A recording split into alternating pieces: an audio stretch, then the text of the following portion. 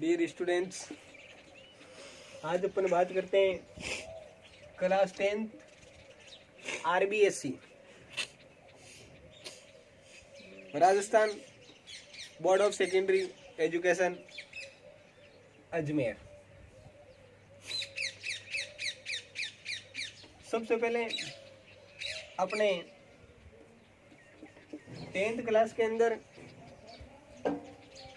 Poems की बात करते हैं। जो पोइम्स हैं वो 10th क्लास के सिलेबस के अंदर ये 4 पोइम हैं। सबसे पहली risk, my good right hand, the lotus, और फोर्थ है an elegy on the death of a mad dog. यानी चारों जो पोइमें हैं, चारों पोइमों में से एग्जाम के अंदर क्या आता है और क्या नहीं आता है उसके बारे में बात करते हैं। ठीक है, तो सबसे पहले एग्जाम के बारे में, एग्जाम के अंदर पोइम में से ये जो चारों पोइम है, इन पोइमों में से 3 क्वेश्चन आते हैं। कितने क्वेश्चन आते हैं? 3 क्वेश्चन। और 3 क्वेश्चनों में से हमारे को जो अटेंड करने होते हैं वो 2 क्वेश्चन अटेंड करने होते हैं। ठीक है, कितने क्वेश्चन अटेंड करने होते हैं? 2 क्वेश्चन अटेंड करने होते हैं। और ये दोनों क्वेश्चन 2.5 नंबर के होते हैं। कितने नंबर के होते हैं? यानी पोइमों में से जो क्वेश्चन आंसर आएंगे, क्या आएंगे क्वेश्चंस बोर्ड एग्जाम के अंदर, वो कितने नंबर के आएंगे? 5 नंबर के। ठीक है, उसके बाद पोइम का आपको स्टेंजा दिया होगा। क्या दिया होगा? स्टेंजा। स्टेंजे जो दिए होंगे वो 2 स्टेंजे दिए होंगे। कितने स्टेंजे दिए होंगे? 2। और 2 में से अपन को एक स्टेंजे को अटेंड करना है। कितने स्टेंजे को अटेंड करना है? एक स्टेंजे को। और ये जो स्टेंज होता है वो 4 मार्क्स का होता है। कितने मार्क्स का होता है? 4 मार्क्स का। जिसके अंदर, इसके अंदर अपन को क्या करना होता है?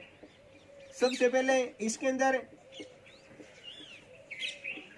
रेफरेंस REFERENC लिखना पड़ता है। दूसरा कॉन्टेक्स्ट, और जो थर्ड है एक्सप्लेन।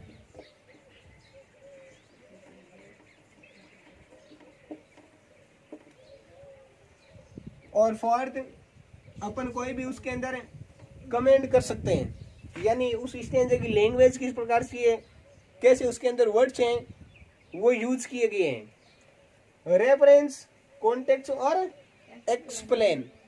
तो इन 5 नंबरों के लिए अपन को रेफरेंस किसी भी पोइम का होता है तो उसके अंदर 2 चीज आती है। एक तो पोइम का नाम आता है और एक दूसरा पोइट का नाम आता है। यानी अपने पेपर में जो स्टेंजा दिया हुआ है वो स्टेंजा इन 4 पोइमों में से कौन सी पोइम में से है और उसका पोइट कौन है, उसका क्या है?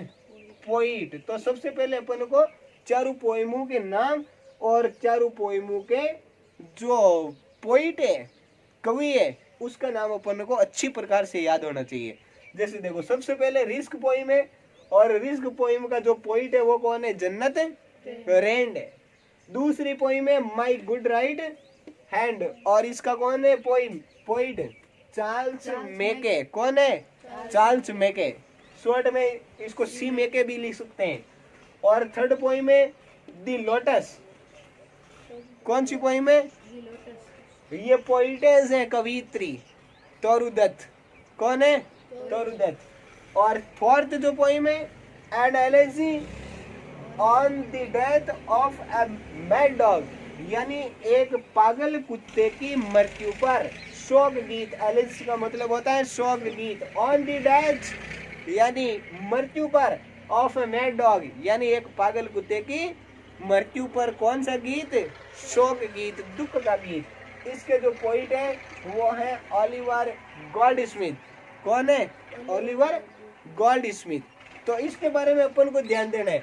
सबसे पहले क्या होता है, किसी भी पोइम का अपन कोई भी स्टेंजा अपने एग्जाम के अंदर आया हुआ है तो उसके अंदर अपन को क्या क्या लिखना पड़ता है? रेफरेंस, कॉन्टेक्स्ट और एक्सप्लेन। इस बात को ध्यान में रखना है। और दो कहते हैं, इसके अंदर अपन को अटेंड क्या करने पड़ते हैं, ट्यूशन अटेंड करने पड़ते हैं। तो जो चारों पोइम है, चारों पोइम में कितने नंबर की हुई, 5 नंबर का। तो ये हो गया क्वेश्चन आंसर वाला। और 4 नंबर का स्टेंजा। तो ऑल ओवर कंप्लीटली जो पोइम है वो कितने नंबर की पोइम है, 9 नंबर की पोइम है। ठीक है, अब इसके अंदर अपन आगे चलते हैं कि किसी भी पोइम के अंदर अपन को सबसे पहले रेफरेंस लिखना पड़ता है।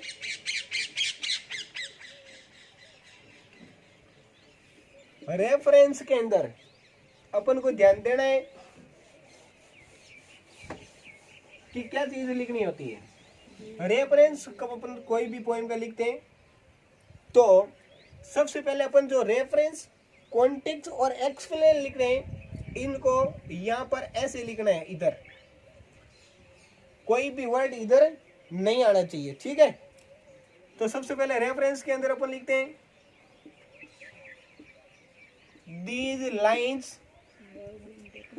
have been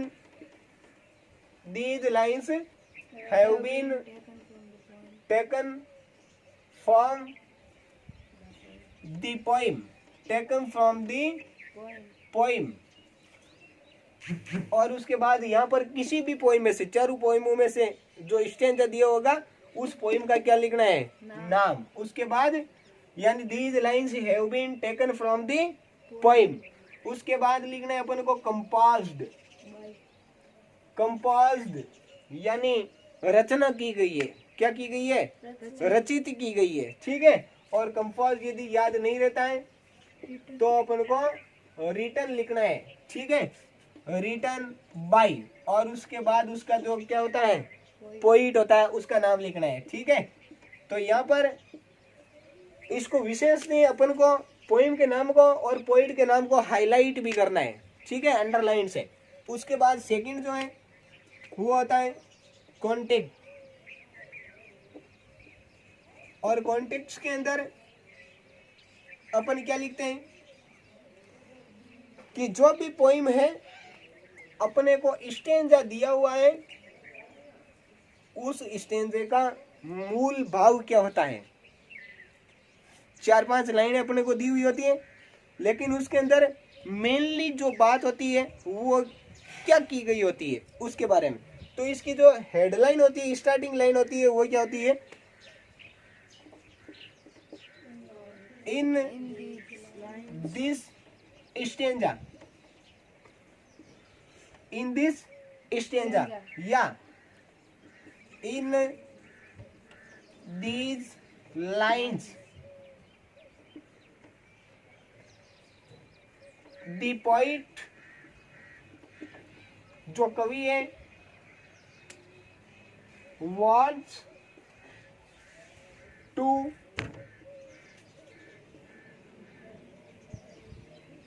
tell us।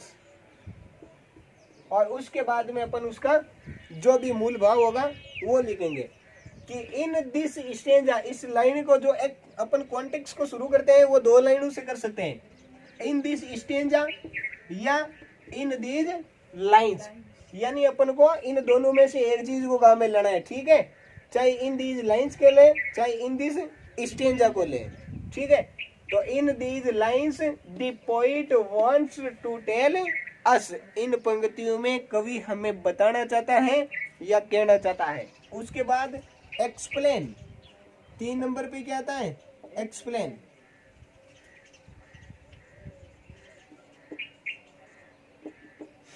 Explanation के अंदर अकॉर्डिंग टू द पॉइंट, सबसे पहले एक्सप्लेन के अंदर अपन क्या करते हैं, अकॉर्डिंग टू द पॉइंट, इसको एक्सप्लेन को यहां से शुरू करते हैं। और एक्सप्लेन के अंदर जो भी अपने को स्टेंजा दिया हुआ है, उस स्टेंजे के पूरा स्टेंजा जो है उसका अपन को क्या करना है, एक्सप्लेन करना है, यानी विस्तार से उसका इसके अंदर क्या करना है, वर्णन करना है। ठीक है, उसके बाद इसके अंदर अपन एक्स्ट्रा जो भी कमेंट लिखते हैं, सर्टिकल कमेंट। ठीक है,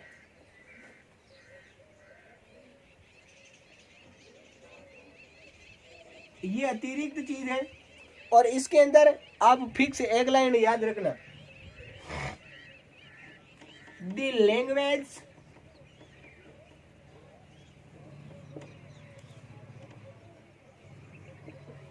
of this stanza is very easy. It's very easy and simple. The language of this stanza is very easy and simple. यानी जो अपने को स्टेंजा दिया हुआ है इसकी लैंग्वेज बहुत ही क्या है, इजी, सरल है, सिंपल, साधारण लैंग्वेज है। तो इस प्रकार से ये इसकी क्या है, हेडलाइंस है। किसी भी स्टेंजे को रेफरेंस, कॉन्टेक्स्ट और एक्सप्लेन को कंप्लीट करने के लिए ये इसका क्या होती है, हेडलाइन होती है। ठीक है, तो अपन कोई भी पोइम पढ़ेंगे, चारों पोइम में अपन पढ़ेंगे तो उसके अंदर ये चीज काम में आएगी। ठीक है, और इसको लिखने का जो तरीका है वो इस प्रकार से ध्यान रखना है। एग्जाम के अंदर सबसे पहले रेफरेंस आएगा, उसके बाद कॉन्टेक्स्ट आएगा और उसके बाद क्या आएगा, एक्सप्लेन आएगा। और उसके बाद अपन उसके अंदर क्या कर सकते हैं, कमेंट कर सकते हैं। क्या कर सकते हैं अपन, कमेंट कर सकते हैं। ठीक है, और अब अपन अगले वीडियो के अंदर जो भी चारों पोइम है सबसे पहले रिस्क से स्टार्ट करके और चारों पोइम को बहुत ही अच्छी प्रकार से, शानदार प्रकार से उसको एक्सप्लेन करके पढ़ेंगे। सबसे पहले मैं आपको किसी भी वीडियो के अंदर कोई भी पोइम है उसका हिंदी जो ट्रांसलेशन होता है, यानी हिंदी के अंदर एक स्टोरी के प्रकार से आपको समझाया जाएगा पहले, और उसके बाद में वो आपको पोइम पढ़ाई जाएगी। ठीक है, तो थैंक्स माय डियर स्टूडेंट्स।